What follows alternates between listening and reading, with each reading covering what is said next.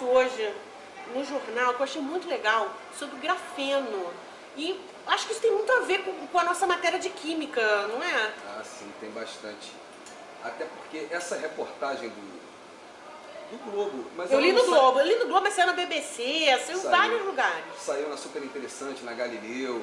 Pois é, eu achei muito quente, opinando. achei muito legal. O curioso é que não é uma novidade. O grafeno ele já foi isolado desde 1962. Olha. Mas antes disso, é interessante a gente falar exatamente o que é o grafeno. O grafeno ele nada mais é do que uma forma alotrópica do carbono. Aquelas formulazinhas que a gente estuda? Não, basicamente um alótropo é quando você tem mais de uma substância simples formada pelo mesmo elemento. Vou simplificar isso para ficar bem mais fácil. O diamante, por exemplo, é um alótropo do carbono. O grafite é um alótropo do carbono. Quer dizer, essas substâncias elas são formadas apenas por átomos de carbono, então elas são substâncias simples. O grafeno ele é um exemplo também disso, né? Assim como os nanotubos de carbono e os fullerenos. Só que o grafeno ele tem uma coisa bem especial, porque é como se fosse uma folha de papel, mais ou menos com uma espessura atômica. Então, pra você ter uma ideia, assim, 3 milhões de folhas dessas, uma sobreposta à outra, teria mais ou menos 1 milímetro de espessura. Que isso? É uma coisa, é a nanobiologia, a nanoquímica, né? É basicamente isso. Nossa. Só que, além disso, o grafeno ele é um metamaterial, ele é um material especial e ele aparece para revolucionar toda a ciência. Porque nessa reportagem específica do Globo, ele fala sobre a peneira molecular. O grafeno se apresenta como uma solução para a dessalinização da água, uma forma de produção de água potável mais barata, até porque você sabe que a ONU aí disse que até 2025, 14% da população mundial vai estar sofrendo com a crise da água. Ou seja, precisa de alguma solução, né? Sim, e as soluções que nós temos hoje, né, na Austrália, em países que têm um clima mais árido, né, em que a água já é um recurso até certo ponto escasso, eles usam a osmose reversa, usam alguns processos em trocadores de calor que são processos caros. Então esse tipo de reportagem ele vem mostrar um processo mais barato, um processo mais em conta e que tem uma eficiência muito maior. Não, eu acho bacana porque a gente sempre estuda aquela coisa na teoria dos carbonos, das moléculas e tal, e isso é uma aplicabilidade real que a gente, né? Dá pra ver uma estrutura daquelas que a gente trabalha em sala, o grafeno, é isso? É basicamente isso, só que o que acontece? O grafeno, ele é basicamente o grafite, só que polido, mais ou menos na folha de uma estrutura atômica, então ele tem exatamente essa dimensão. E ele tem uma resistência, ele talvez seja o material mais resistente do mundo. Não é o escudo do Capitão América. Pô, quebrou meu coração. É o grafeno. E o grafeno, além de tudo, ele é um supercondutor de calor e eletricidade. Só que ele é um supercondutor que está na faixa dos semicondutores, assim como o silício. Lembra que o silício e os plásticos eles revolucionaram a indústria tecnológica? Por exemplo, a indústria da informática, então, os transistores, enfim, foi por conta do silício. O grafeno ele aparece como uma alternativa ao silício. Eu, por exemplo, isso é uma opinião particular, não acredito que ele venha como um substituto do silício. Acho que o silício vai continuar ocupando o seu espaço, até porque ele já está estabelecido, ele né? está estabelecido e ele cumpre muito bem o seu papel. A questão do grafeno é que o grafeno ele tem uma versatilidade muito maior. Então ele tem outras aplicações que não só a questão da aplicação na indústria eletrônica. Só para te mostrar como é que mais ou menos isso funciona, os semicondutores eles funcionam da seguinte maneira. Imagina que você tem uma estrada aqui, eu vou tentar colocar de uma forma mais simples possível. Por favor. Lembrando que faz tempo que você não vê química, né? Por favor. Imagina que você tem aqui uma estrada, e nessa estrada aqui a gente chama isso aqui de banda de valência, por exemplo. Né? Vou colocar aqui como BV, banda de valência. E aqui seria a banda de condução. Os elétrons eles não passam da banda de valência para a banda de condução nos semicondutores de forma simples. Imagina que entre eles aqui exista, por exemplo, aquilo que tem na Avenida Brasil, bem no meio. Ali um canteirinho. Aquele canteiro, como se tivesse um canteiro. Só que a gente pode transpor esse canteiro e passar o elétron de um lado para o outro, desde que seja aplicada uma tensão exatamente para determinado tipo de elemento. Então o silício ele funciona dessa maneira. Com grafeno ele já tinha sido isolado em 62. O problema, a grafia dele inclusive vem até daí. Só que ele foi redescoberto basicamente em 2002 para 2004, quando as pesquisas sobre ele começaram a evoluir. Por quê? Porque as pessoas, o grafeno ele tinha um problema que era praticamente intransponível.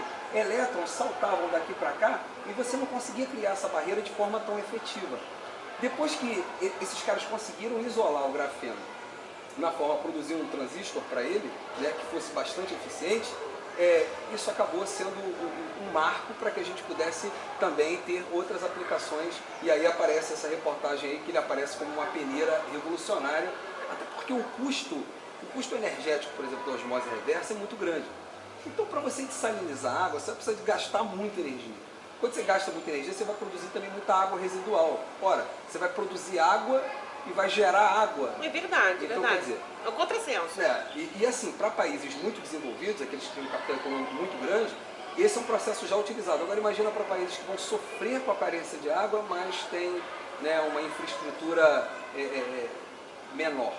Quer dizer, então ele aparece como um salvador. O grafeno ele já aparece com várias aplicações, né, no futuro. As telas de LED, dos tablets, dos smartphones, já vão ser de grafeno. Pode ficar tranquilo com isso. Porque o grafeno ele é um condutor 1 milhão de vezes melhor do que esses que estão aí. Ou seja, levou de 62 até 2004 para a gente ter tecnologia suficiente para poder... Para que a gente imagine que o grafeno ele é a mesma coisa que o grafite, só que o grafite ele tem uma estrutura laminar.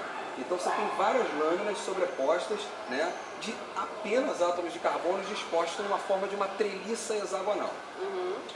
Imagina uma treliça, imagina uma rede assim. Você tem vários hexágonos assim, cada vértice desse hexágono aqui é um carbono. Ai, meu Deus. Isso aqui, só que qual é a grande vantagem do grafeno? Quando eu coloco cada vértice desse aqui, cada um desses aqui tem um carboninho aqui na ponta. O que acontece é o seguinte, essas ligações dele não se projetam para frente nem para trás do plano. Ele é uma estrutura unicamente bidimensional. Não é aquele... Não, ele é uma folha. Caraca! Olha só que legal. Então os caras conseguiram reduzir isso aqui num nível atômico. E esse cara, ele tem uma resistência 200 vezes maior do que o aço. Quando eu te falei que ele é o material mais resistente do mundo, é exatamente por causa disso. Porque a gente achava que era diamante, tinha aquela coisa do diamante. O diamante é a questão da dureza. Ah, é duro, ele é diferente. Duro. Sim, ele não se deforma no campo elástico, ele só se deforma no campo plástico. Então ele resiste muito bem à compressão, mas não resiste à tração. Entendi. Ele não te avisa quando vai romper. Entendi, entendeu? entendi. Então, essa é a questão do grafeno. Então, além disso tudo, ele é flexível e ele é um ótimo condutor de calor e eletricidade. Incrível, incrível. Não, ele é incrível. A folha do grafeno é de uma espessura mínima. E aí o que acontece? Ele tinha um problema até algum tempo quando se tentou aplicar ele a essas peneiras moleculares para dessalinização da água, que é o que basicamente trata o artigo. Essas peneiras, essas membranas de grafeno, elas ficavam inchadas, né, por conta da água, e isso permitia a passagem de íons um pouco menores. Você conseguia até certo ponto reter algumas partículas orgânicas maiores, né, e dar passagem para a água, mas acabava passando alguns outros, né, íons. Ou seja, não era totalmente confiável. Não, ele não era eficiente, por exemplo, para filtrar água do mar. Né? Ele não conseguia reter, por exemplo, o cloreto. E o que acontece? O que esses caras fizeram foram colocar duas paredes de epóxi entre as camadas da membrana, que resolveu o problema do inchaço. Não exatamente com grafeno, mas com um derivado dele, que é o óxido de grafeno. Então, o óxido de grafeno ele aparece para revolucionar nesse ponto. Porque, agora, vamos pensar. Se é uma peneira, essa peneira ela tem que ter vários poros. Né, ela tem que ser seletiva. Né, então ela tem que permitir a passagem de um cara e não pode permitir a passagem do outro. Então ela vai ser semi-permeável. Bom, essa passagem, ela tem que ser no máximo de 1 nanômetro. Aí quando a gente fala de 1 nanômetro, 1 nanômetro seria 10 a menos 9 do metro. Meu Deus do céu! E outra, o pior não é isso não, é que todos esses poros têm que ter o mesmo tamanho. Ela tem que ser uniforme para a passagem disso. Aí a gente pensa, pô, isso deve ser extremamente complicado. É complicado a tecnologia até chegar aí, mas a produção dele na forma de tinta, por exemplo, na forma de uma solução de óxido de grafeno, ela não é tão complicada assim. Ela é complicada, mas nem se aproxima, por exemplo, dos custos de produção de uma osmose reversa, ou de um processo de salinização, de evaporação, Ou seja, viável. mais comuns, são mais viáveis para países menos desenvolvidos economicamente. Então eu acredito que, de repente, para o futuro, esse aí pode ser uma solução para uma grande crise hídrica que a gente potencialmente vai enfrentar. Puxa vida, interessante, porque é um conceito que a gente consegue visualizar, não é uma realidade que está fora do nosso campo de conhecimento, assim, de ensino médio, né? É uma coisa que a gente, né? Não, ele tá bem próximo. Quando a gente começa a pensar em membrana, quando a gente começa a pensar em filtro... Não, remete até a coisa da célula, da membrana celular, né? É uma coisa... Mais ainda, a gente remete, por exemplo, a um filtro de café. Filtro de café. Né? Ele tem uma determinada porosidade em que ele permite a passagem da Só que a gente tá água, falando mas de ele... nano, né? Mas a legal. ideia é basicamente aquela. Ele permite, por exemplo, no filtro de café, ele permite a passagem da água, né? Com a extração, mas ele não permite a passagem da borra, né? Do pó de café. A peneira de grafeno é mais ou menos a mesma coisa. Por quê? Porque o grafeno, além de tudo, ele tem um alto poder de adsorção. Essa adsorção é que ele consegue fazer retido, né, nessa membrana as partículas que você não quer que passe, apenas as de água. Ou seja, então o cloreto, o sal fica todo lá. Fica todo ali. Passa... Não só o sal, né? Todos os outros sais que estão dissolvidos no mar. Incrível. Tem uma coisa ainda mais incrível ainda, que eu vou te dizer. Ele foi muito pouco abordado, eu acho que não foi abordado ainda de forma tão profunda como eu acredito que será em artigos próximos. Porque hoje se pesquisa no grafeno, até em função do prêmio Nobel que eles ganharam em 2010, o russo e a Universidade de Manchester, as pessoas começaram a pesquisar grafeno de maneira exponencial. Então o que acontece?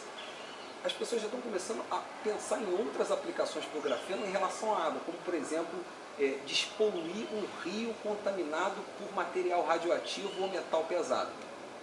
É plenamente possível.